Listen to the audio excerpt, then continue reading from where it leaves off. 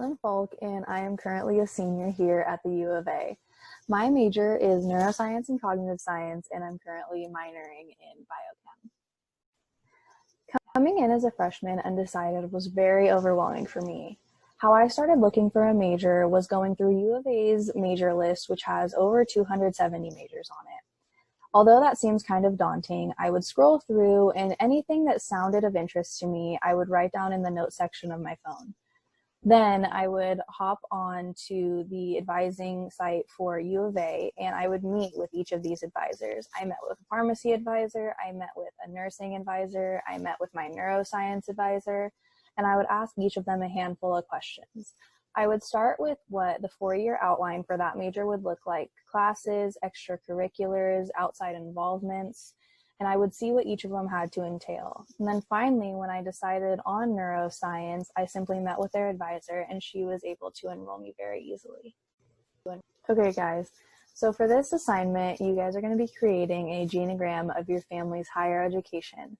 So here I create an example using my family, which, as you can see, is very large. If your family is not this big, feel free to reach out to friends and get their input as well. I used Word as there is a hierarchy function, which I found really helpful, but you can use whatever you want to create this kind of tree. What I asked each member of my family was if they had any higher education, which can also include trade schools and things of that matter. But I would write down what all their higher education was, and then what they considered to be at the forefront of their career, their job title, the main one they've had. I realized some people have had multiple jobs, but which one they would consider most prominent. And after you do this, you're going to want to fill out your chart. So as we can see, I have my grandparents, I have my aunts, uncles, my mom, dad, my siblings, and then even my sister-in-laws I threw in here. And then this is going to give you a feel for everyone's higher education and how it corresponds to what they're doing now. So after you guys create your genogram following the directions you're given, which I've highlighted here, we're going to scroll down and you guys are going to be asked to reflect on what you just created. So looking at the first example question, we're really looking at what influences we think affected them most based off a video you watched where they detail the Harvard era, vocational era, support era, and exploratory era. So I give some example answers here, which you guys will be elaborating more on. How I took it was I looked at my grandparents specifically, and theirs seems to correspond more to the vocational and support era.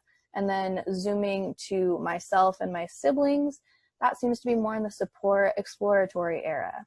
And you guys are just going to be detailing how this corresponds. So what I look at is how my grandparents seem to have a direct correlation between their higher education and their career, and it was very much support, or they had to get their higher education specifically for their career.